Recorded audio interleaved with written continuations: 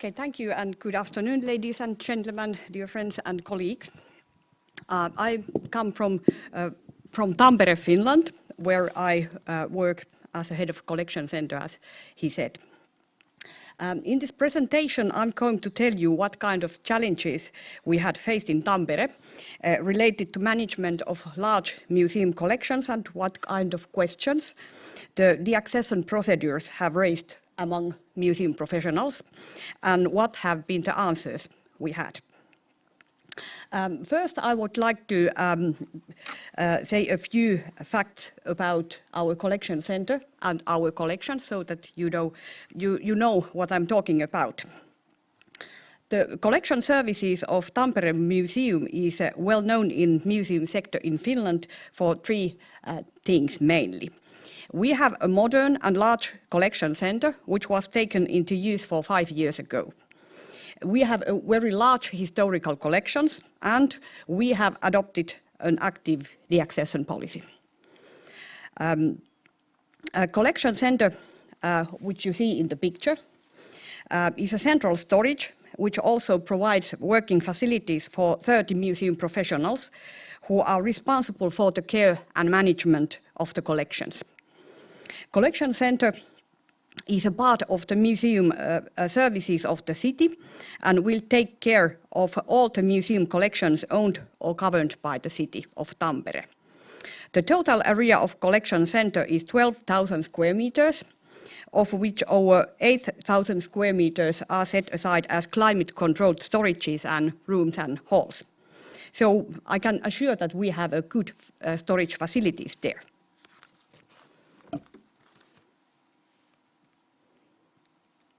Do I know how this works? Which one? Green one, sorry. Then some facts about our collections. As I said, Tampere Museums has a large historical collection which contains almost 400,000 objects, a significant part of which consists of large collections related to technology and industrial history of the city. The collections include items ranging from the medieval textiles of Fenno-Ugrian ethnographical material to motor vehicles and numerous samples of textile industry.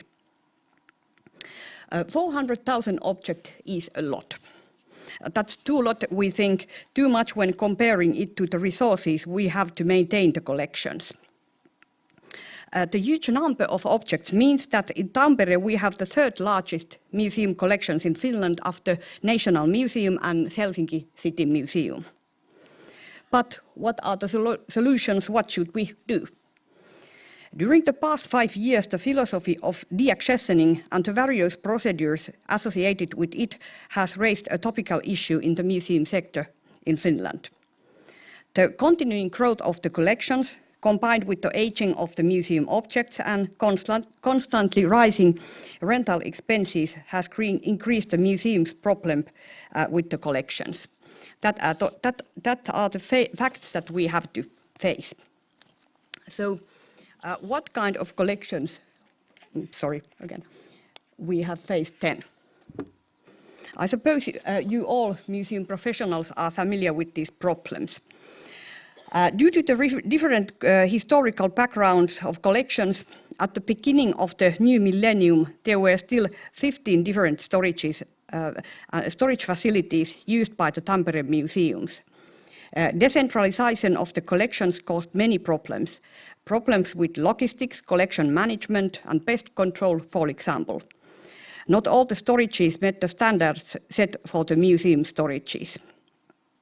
One solution for the problems was to adopt an active deaccession policy as a part of collection management in order to reduce the size of the collections and to guarantee the safe storages and good care for the core collection to those objects which were regarded as historically more valuable.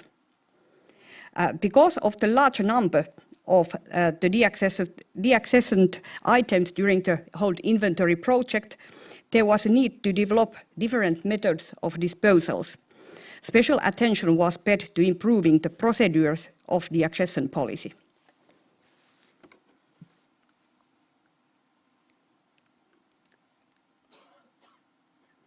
So there are pictures from our collection center, which is, as I said, 5 years old now.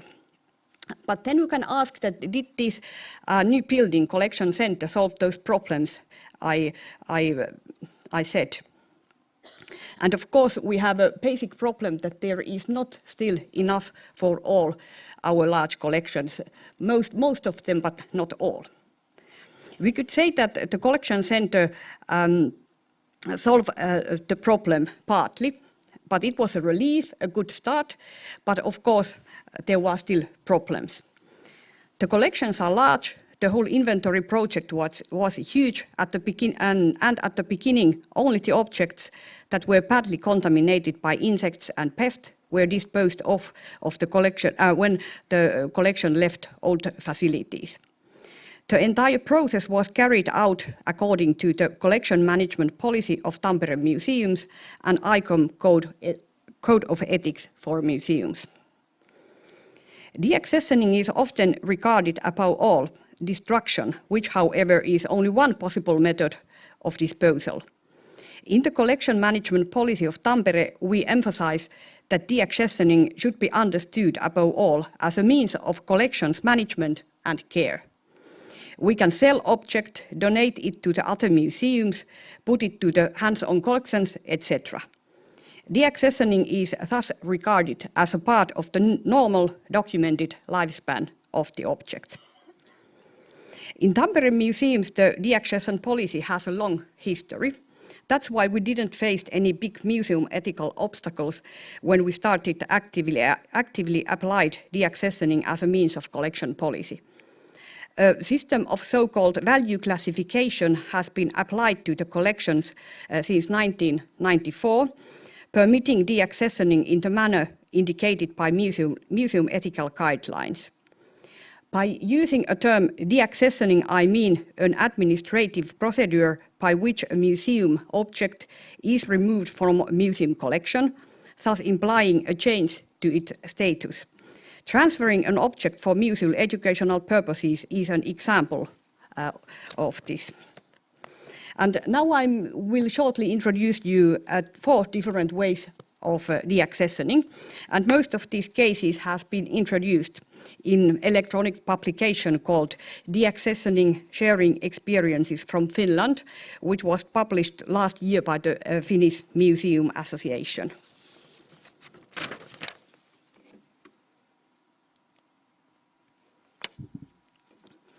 In 2007, the Tampere museums decided to test new method of disposal.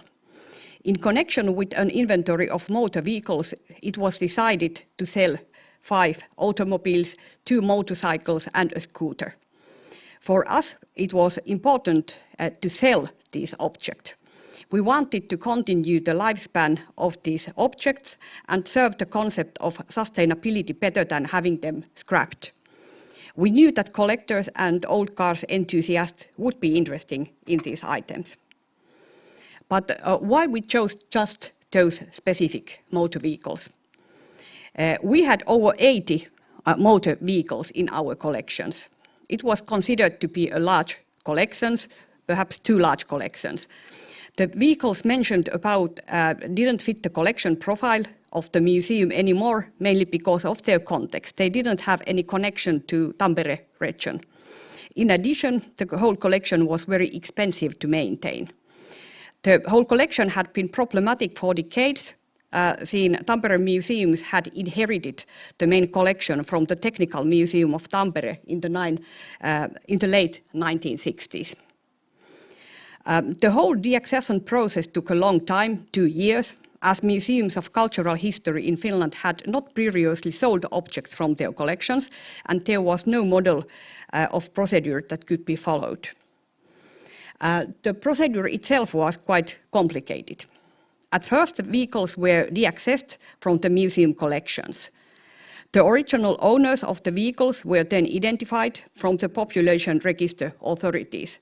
The basic problem was thus to be precise that the objects were donated to the museum in 1970s, 1980s, and in the most cases there were no legal documents done or left showing the changes of ownership. The donors or their heirs were asked if they wanted their old vehicles back. They didn't.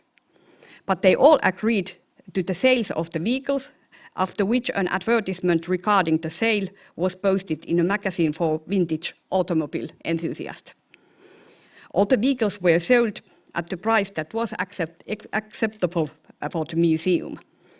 In fact, though, is that the revenue from the sale were a little small in relation to the time and effort required by the process.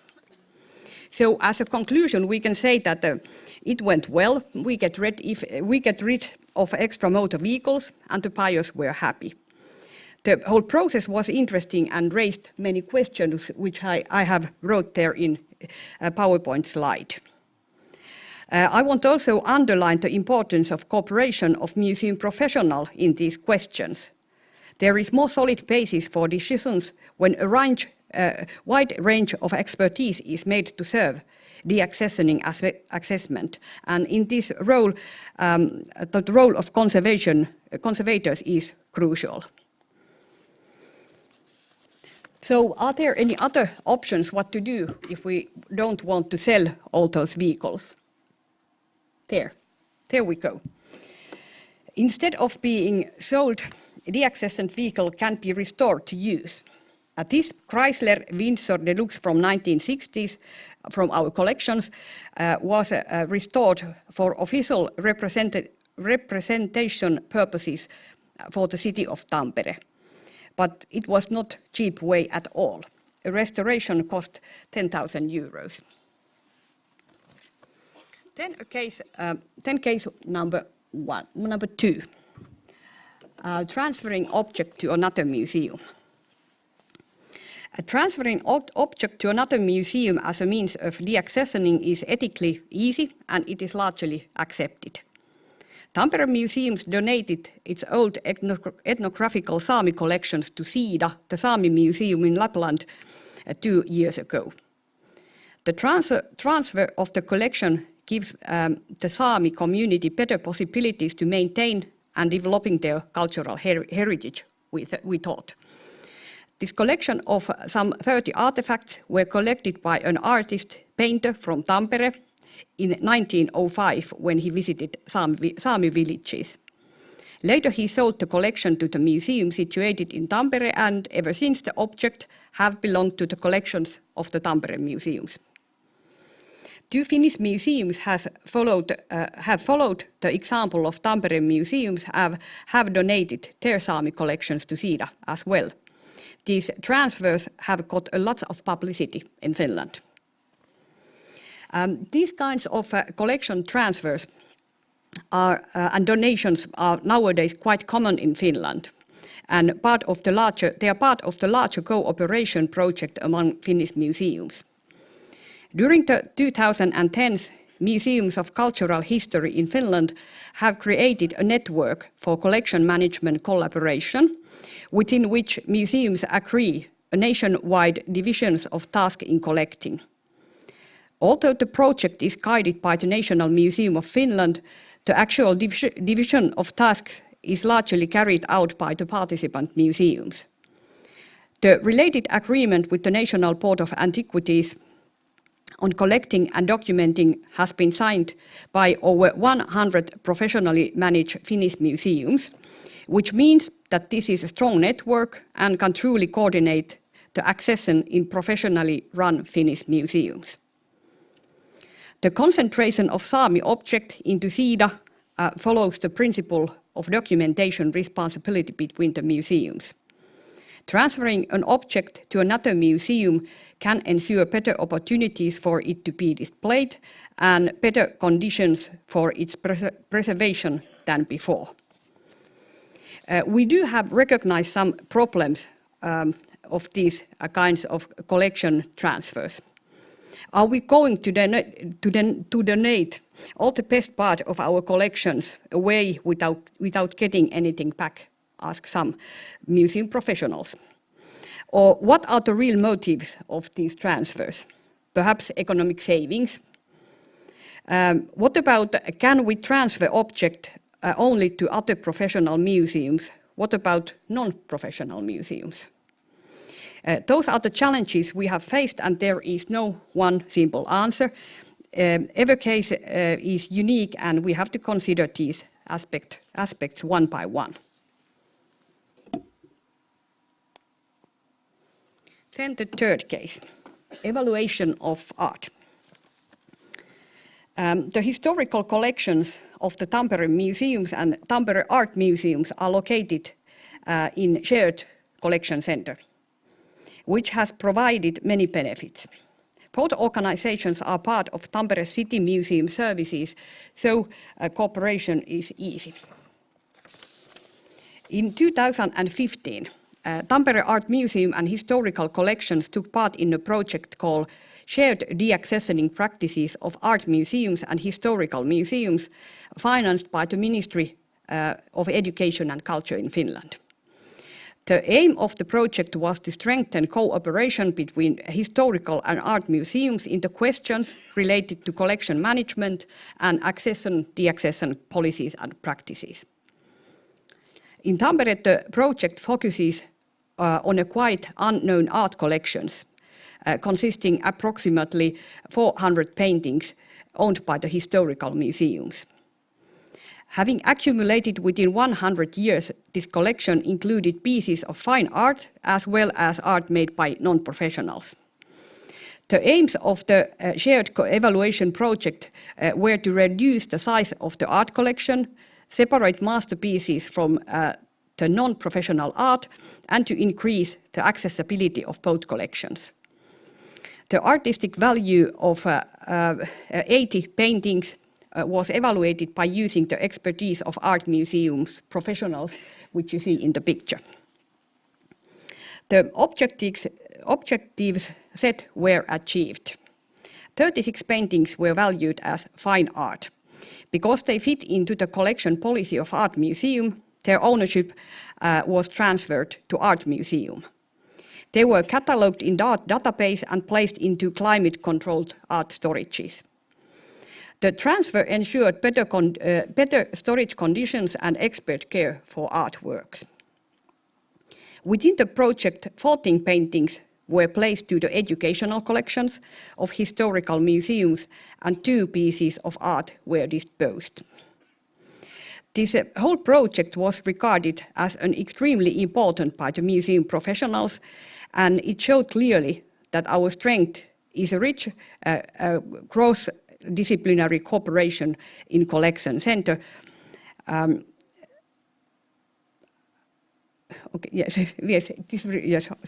Cross-disciplinary cooperation in collection center. So I think that this project was a success. Otherwise, it doesn't. It's only our inner project in collection center. Then the last and the fourth case, so-called lifespan concept.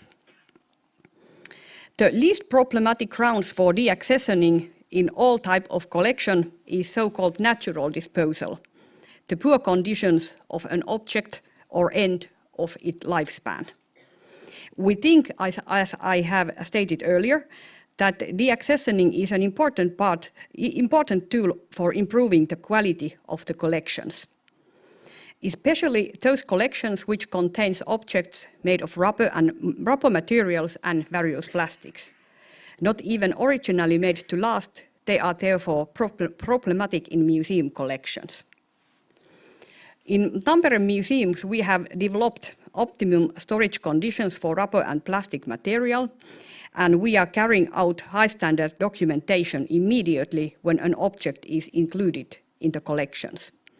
But it is not always enough, because the objects are destroyed of their own accord.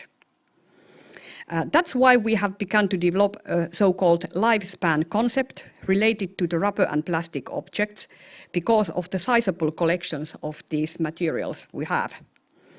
We think that considerations of deaccessioning should already be present when acquisition decisions are made. What we have to do is to write to acquisition documents that an object has only a limited lifespan, and that museum has right to dispose it after its expected lifespan is over.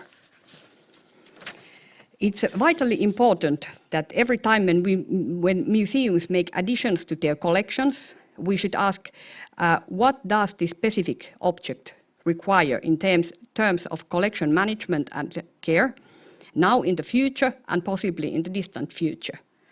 Perhaps we have to refuse to add the object to the collections if the lifespan is very short or the expenses will rise too high. Instead of taking all objects to the museum collections, we have to develop new ways of documentation.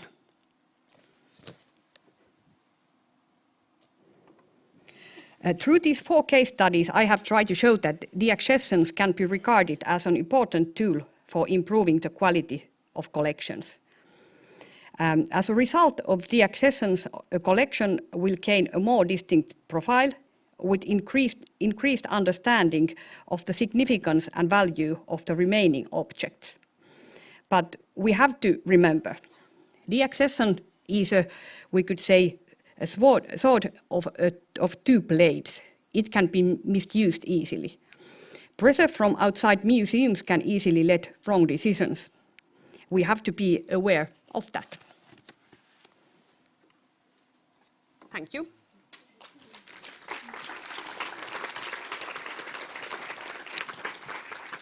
Thank you very much. So intriguing lecture. And now questions, please.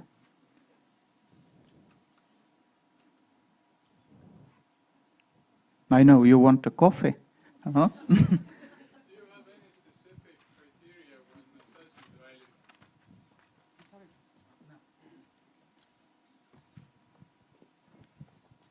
When deciding whether to deaccession an item from the collection, do you have any specific criteria for the values? How do you estimate it? Yes, we have had that. Sorry. Yes, thanks for the questions. Yes, we have. As I mentioned, we have had a system called value classification, which we have used for more than 20 years.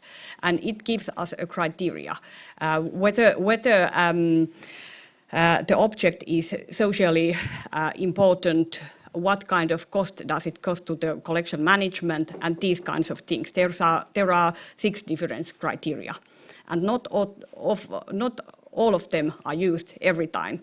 For instance, if we get as a donation a very valuable piece or object, which we know that it's very important to the history of Finland, so we don't have to use these criteria. But if we are not sure, so we can use this checking list. Thank you.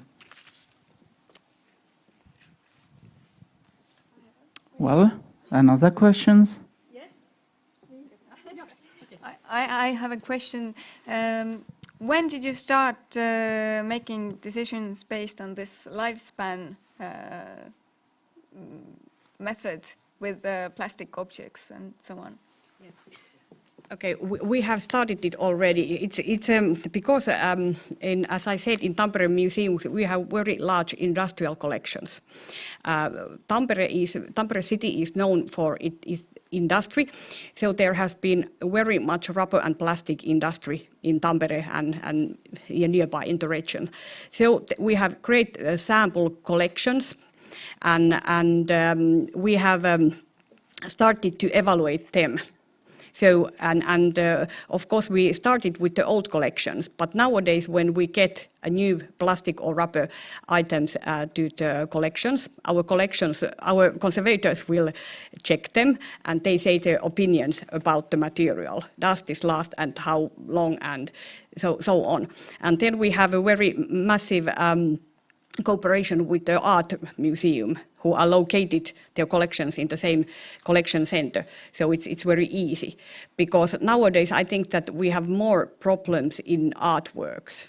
Modern art is not oil paintings, as you know, but it's a multi-material installation, etc. So they have very, I could say, hard materials there.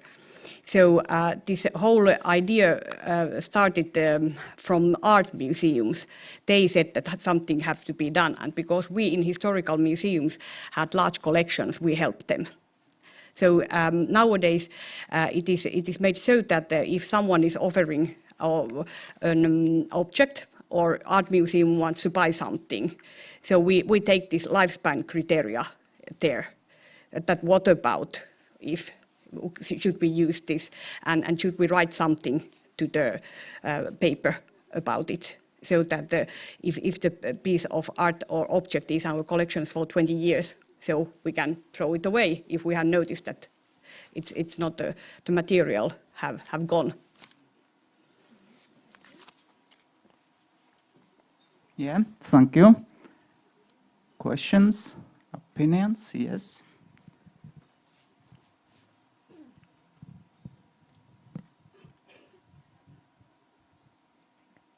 How did you explain it to the public, as it can be a very sensitive matter for the public, and what were reactions?